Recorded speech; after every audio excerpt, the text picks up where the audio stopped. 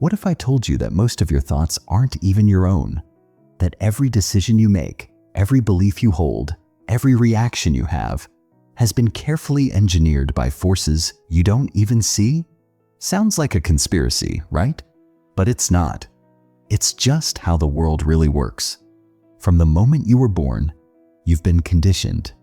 Your mind has been shaped by schools, media, social norms, and hidden psychological triggers designed to keep you in line, to make you obey, to make you think you're choosing, when in reality, you're just following. Ever wonder why the news is always negative? Why social media is designed to make you angry? Why companies push trends that make you feel incomplete without their products? It's not an accident, it's a system. And if you don't wake up to it, you'll spend your entire life being played, never realizing that you were never truly thinking for yourself. But today, that changes. Because in the next few minutes, I'm going to teach you how to take back control of your mind, how to see the invisible strings pulling your thoughts, how to think sharper, faster, and smarter than the masses.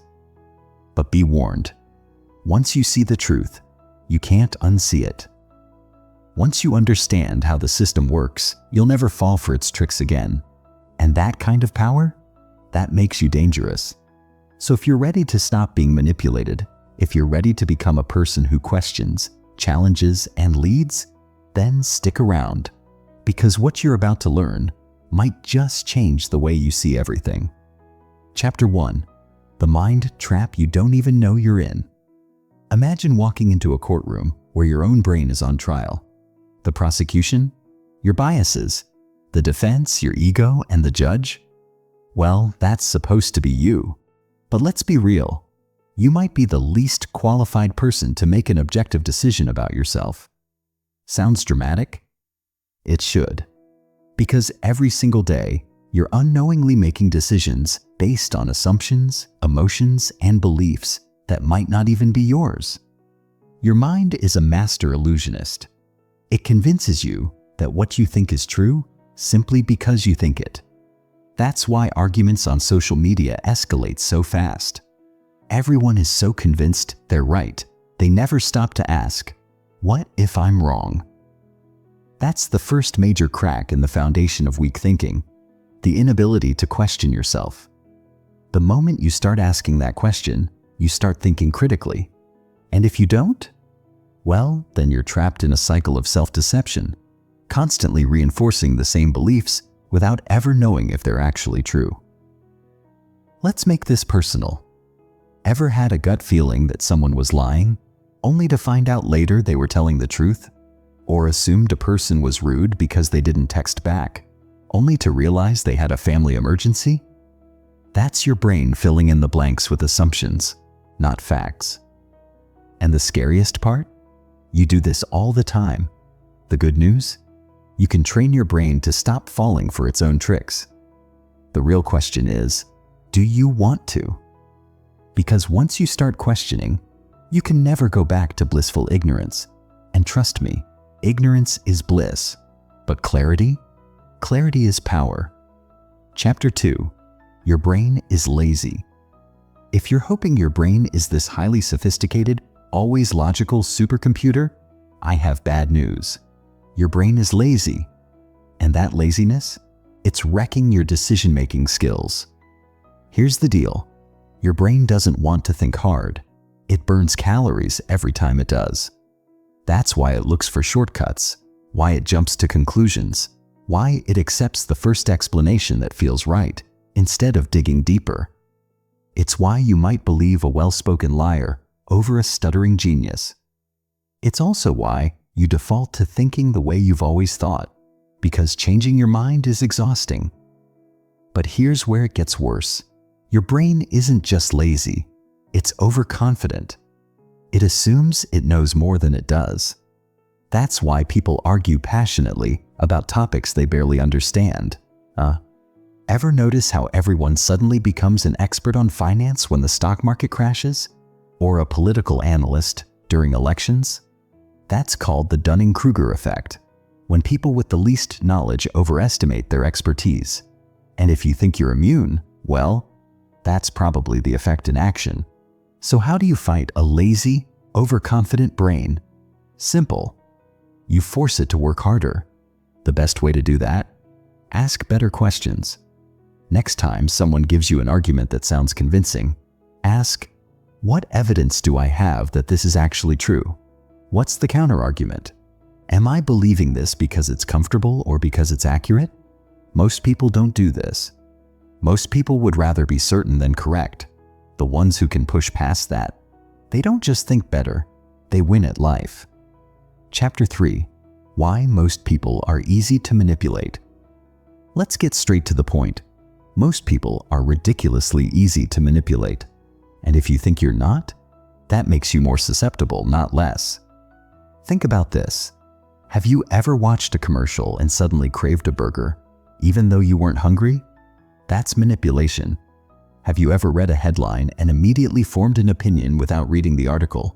That's manipulation. Have you ever felt like someone was the one just because they made eye contact and smiled at you? Guess what? Manipulation. Now, before you freak out and start thinking you're a mind-controlled zombie, let's clarify something. Manipulation isn't always bad. Sometimes it's subtle. Sometimes it's just persuasion. The real danger isn't that people influence you. It's that you don't realize when it's happening. Here's how it works. Your brain is wired for cognitive ease. It prefers information that's simple, familiar, and emotionally charged. That's why headlines use fear. It's why politicians repeat slogans until they sound like absolute truth. It's why confidence often beats competence. The trick to resisting manipulation? Learn to recognize when someone is playing with your emotions. Next time you feel a strong emotional reaction, anger, fear, excitement, pause. Ask yourself, who benefits from me feeling this way? What evidence do I actually have? Would I believe this if it were presented differently? Because here's the thing, most people don't ask these questions, they just react. And the ones who react the fastest? They're the easiest to control. The ones who think before they react? They become dangerous because they can't be played. And if you think that's powerful, wait until you learn how to use this knowledge against those who try to manipulate you. That's what we'll cover next. Chapter 4. The hidden war between emotion and logic. Ever had a moment where you knew you shouldn't do something, but did it anyway? You told yourself you'd stay calm in an argument, but the second they rolled their eyes, it was game over. You swore you wouldn't buy anything unnecessary, but somehow that limited time sale was too good to pass up. That's because despite what we like to believe, logic doesn't run the show. Emotion does. And if you don't understand how emotions hijack your thinking, you're not making rational decisions. You're just making emotional ones that feel logical. Here's how it works. Your brain processes emotions faster than logic. That's why fear makes you jump before you've even identified what scared you. It's why anger makes you snap before you've thought through what you're about to say. Your logical brain is playing catch-up, trying to justify what your emotions already decided. And here's the worst part. Your emotions aren't always based on reality. They're influenced by past experiences, subconscious biases, and even things as random as whether you got enough sleep. That means if you don't take a second to question them, you could be making life-altering decisions based on nothing but a mood swing. So, how do you stop your emotions from running your life? Simple. Create distance between feeling and action.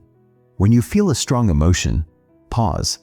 Ask yourself, is this emotion based on facts or just my reaction? The more you question, the less control your emotions have over you. And once you master that, you become the kind of person who thinks before acting, while everyone else is just reacting. Chapter 5. The echo chamber that's controlling you. Ever notice how your social media feed seems to agree with you? How does every post, every article, every comment section seems to confirm what you already believe. That's not a coincidence. That's an echo chamber. And if you're not careful, it can trap you in a world where you only ever see one side of the truth. Here's how it happens. Your brain loves agreement. It feels good to be right. That's why people gravitate toward news sources that match their beliefs. It's why your algorithm feeds you content that aligns with your opinions. It's why debates online rarely change minds, because most people aren't listening. They're just waiting for their turn to talk. But here's the danger. If you never expose yourself to opposing ideas, your thinking becomes weaker, not stronger. You start mistaking repetition for truth. You become more confident, but less informed. And that makes you easy to manipulate. The solution? Break your own echo chamber. Read sources that challenge your beliefs. Follow people you disagree with. Force yourself to consider the other side, not to change your mind, but to sharpen it.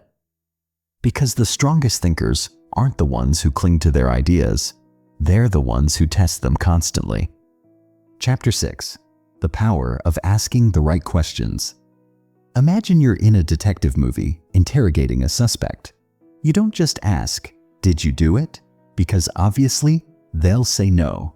You dig deeper. You ask questions that reveal what they're trying to hide. That's how critical thinking works. It's not about having the right answers. It's about asking the right questions. Most people ask weak questions. Is this true? Is a weak question, because if you already want to believe something, you'll find a way to justify it. A stronger question? What evidence would prove me wrong? That forces your brain to consider the possibility that you are wrong. And that makes your thinking stronger. Here's another one. Instead of asking, "Do I like this idea?" ask, "Who benefits from me believing this?" Because guess what? If an idea is being pushed hard by media, by businesses, by influencers, there's probably someone making money or gaining power from it. And once you see that, you stop being easy to fool. But here's the real game changer. If you want to level up your thinking fast, start asking, "How do I know this?" Most people can't answer that. They repeat what they've heard, what feels right, what aligns with their beliefs. But when you start asking why you believe what you do, you force yourself to think deeper. And thinking deeper, that's what separates people who know from people who just believe. Chapter 7. How your brain tricks you into believing lies. Ever been absolutely sure about something, only to later find out you were completely wrong? Maybe you swore you locked the door, but it was wide open when you got back. Maybe you vividly remember a conversation, but the other person says it never happened. Or maybe you've believed in a fact for years, only to discover it was total nonsense. That's because your brain isn't a perfect recording device. It edits reality. It fills in gaps. It distorts memories to fit your current beliefs. And worst of all, it does all of this without telling you. Here's one of the biggest ways your brain lies to you: confirmation bias. This is the tendency to notice and remember information that supports what you already believe, and to ignore or dismiss anything that contradicts it. Ever notice how, when you're convinced something is true, you start seeing proof of it everywhere? That's not reality shifting. It's just your brain filtering information to fit your existing worldview. Then there's the illusion of truth effect. If you hear a lie often enough, your brain starts treating it as truth, even if you know it was false at first. That's why propaganda works. It's why misinformation spreads so easily.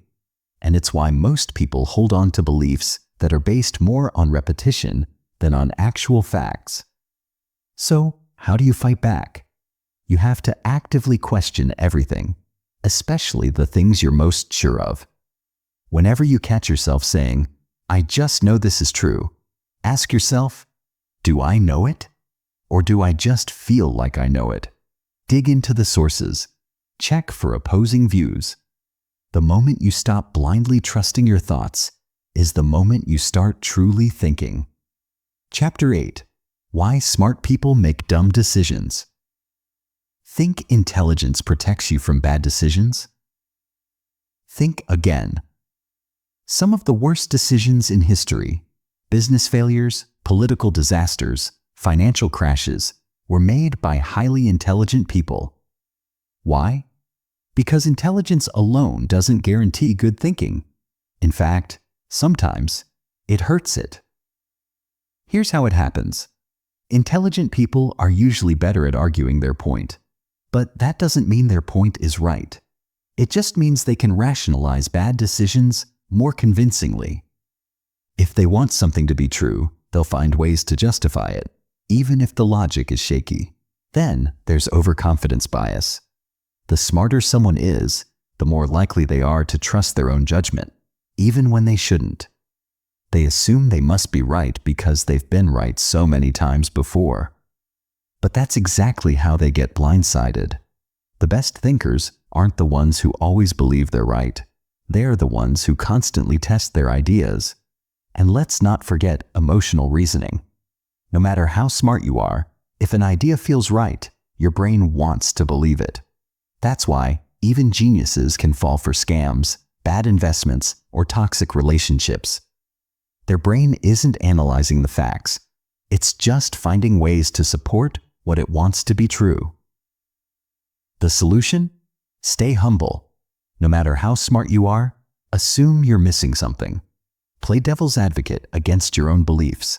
Seek out criticism, not just praise. Because the moment you think you're too smart to make bad decisions, that's the moment you start making them. Chapter 9. The Illusion of Free Thinking. You like to think you're a free thinker, right? That your opinions are yours, shaped by reason and evidence? But what if I told you that most of what you believe, your opinions, your values, even your sense of self, has been given to you? That the way you see the world isn't actually based on independent thinking, but on programming you've absorbed your entire life? Sounds crazy, right? But let's break it down. From the moment you were born, you've been surrounded by influences shaping your mind. Your parents, your culture, your education, the media you consume. If you grew up in a different country, you'd probably have completely different opinions on politics, religion, or success. If you were raised in a different household, you'd likely have different fears, values, and habits. So, how much of your thinking is truly yours? Here's an even scarier thought. Society doesn't want you to think critically. Governments, corporations, and media outlets all benefit when people follow the herd instead of questioning things. Why? Because independent thinkers are harder to control. They don't just accept authority, they challenge it. They don't just follow trends, they question why those trends exist. They don't just consume information, they analyze it. So if you want to truly think for yourself, you have to start by questioning where your beliefs come from. Ask yourself, do I believe this because I've researched it, or just because it's what I've always been told? Start breaking down your own mental programming, because once you do that, you stop being a puppet, and that's when you start actually thinking for yourself. Chapter 10. The Trap of Emotional Thinking. Ever made a decision in the heat of the moment, only to regret it later? Maybe you sent a text you shouldn't have. Maybe you quit something too soon. Maybe you let your emotions push you into a bad choice that logic would have never approved. That's because emotions are powerful. They override rational thinking. When you're angry, scared, or excited, your brain takes shortcuts. It stops analyzing and starts reacting. And in those moments, you think you're making a rational choice, but in reality, you're just being controlled by emotion. Think about how fear drives people to avoid opportunities, how excitement makes them ignore red flags, how anger convinces them they're right, even when they're completely wrong. Emotions don't care about logic. They care about feeling good in the moment. But critical thinking isn't about what feels right. It's about what is right. So how do you stop emotions from hijacking your thinking? Simple. Pause. Before making any big decision, step back. Let the emotions settle. Ask yourself, if I were completely calm, would I still make this choice? If the answer is no, then you know the emotion is driving the decision, not logic. And here's the real kicker. Emotions aren't the enemy. They're just unreliable narrators. The trick isn't to suppress them. It's to recognize when they're steering the wheel and take back control before they drive you off a cliff. Chapter 11. The Cost of Being a Passive Thinker. Most people think they're thinking, but in reality, they're just reacting. They consume information without questioning it. They accept opinions without analyzing them. They let the world tell them what to think, without even realizing it. And that's exactly what society wants. Passive thinkers are easy to control. They buy into trends without questioning them. They follow rules without asking if they make sense. They accept whatever they're told because thinking for themselves is just too much work. But here's the dangerous part. Passive thinking isn't just about being uninformed. It's about being manipulated. Every single day, you're bombarded with messages designed to shape your thoughts. Advertisers want you to believe you need their product. Politicians want you to believe their version of the truth. Social media algorithms want you to think exactly like the people around you. And if you're not actively questioning what you consume, you're being programmed without even knowing it. The cost? You lose control over your own mind. You stop thinking for yourself. You let others decide your beliefs, your opinions, and even your choices. But the second you wake up, the second you start questioning everything, you take that power back. Because critical thinkers don't just accept information. They challenge it. They analyze it. They decide for themselves. And that's what makes them dangerous to anyone who benefits from a passive, obedient society. Chapter 12. Breaking Free from Mental Shortcuts. Your brain is lazy. No offense, but it is. It constantly looks for shortcuts to save energy. And while that's great for basic survival, it's terrible for critical thinking. Take stereotypes, for example. They exist because your brain wants to categorize things quickly. It doesn't want to analyze every single person, situation, or idea from scratch. So instead, it takes the easy route. It generalizes. It assumes. It jumps to conclusions. And that's where problems start. Then there's heuristics, mental shortcuts that help you make decisions quickly. Sounds useful, right? Except these shortcuts often lead to terrible choices, like assuming someone is right just because they're confident, like trusting information just because it comes from an authority figure, like making decisions based on gut feelings rather than actual evidence. The problem is, your brain loves these shortcuts. It makes you feel like you're thinking, but really, you're just relying on pre-programmed habits. So how do you break free? Start by questioning your automatic reactions. Whenever you catch yourself making a snap judgment, pause. Ask yourself, am I thinking or am I just assuming? Challenge your first impression. Force your brain to take the longer, harder path, the one that actually leads to truth. Because at the end of the day, real thinking isn't fast. It's slow, messy, and uncomfortable. But it's also the only way to see reality clearly. And once you start doing that, you stop being another person running on autopilot and start actually thinking for yourself. Chapter 13. The Lies Your Brain Tells You. Your brain is a liar. It twists reality, filters out inconvenient facts, and rewrites history to make you feel better. It tells you you're right, even when you're dead wrong. It convinces you that what you want to be true must be true. Ever noticed how, after an argument, your brain conveniently remembers only the things that make you look good? Or how, when you make a mistake, your brain immediately finds excuses instead of admitting fault? That's not an accident. That's your mind protecting you. It hates being wrong. It hates discomfort. So instead of facing the truth, it rewrites it. This is called confirmation bias, the tendency to seek out and believe information that supports what you already think while ignoring anything that challenges it. It's why people get stuck in echo chambers. It's why conspiracy theories spread like wildfire. It's why even the smartest people can believe the dumbest things. And here's the scary part. The smarter you are, the worse this can be. Because intelligence doesn't necessarily make you more rational. It just makes you better at defending your own biases. So how do you escape this mental trap? Simple. Seek discomfort. Look for evidence that you're wrong. Challenge your own beliefs like you're trying to disprove them. Because the truth isn't found in what makes you feel good. It's found in what makes you uncomfortable. Chapter 14. Why most people are easily manipulated. Think you're immune to manipulation? Think again. Every single day, someone is hacking your mind. Advertisers, politicians, influencers, the media. And if you're not actively resisting it, you're being controlled without even realizing it.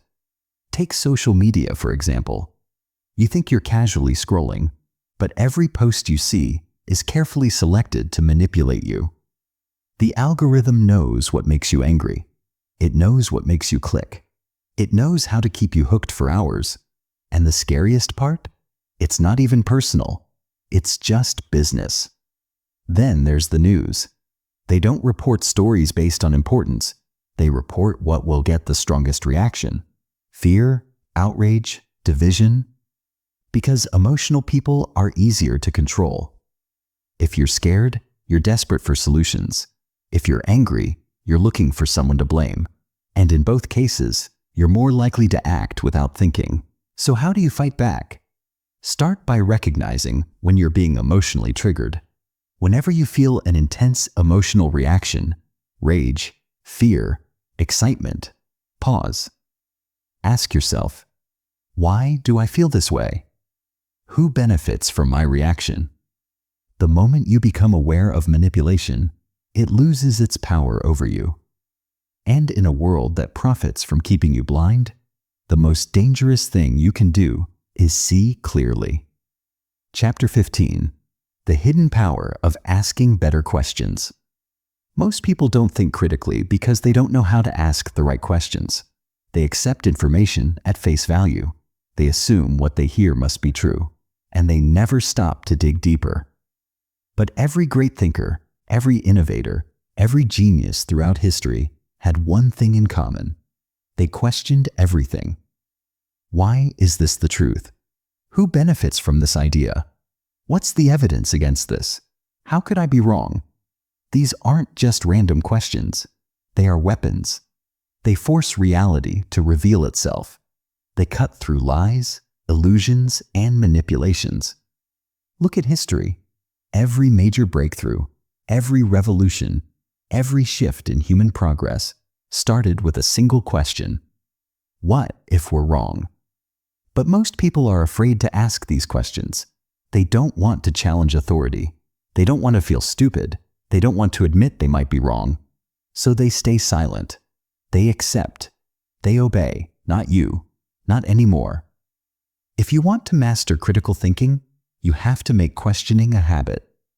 Whenever you hear something, whether it's from the news, a friend, or even your own thoughts, don't just accept it.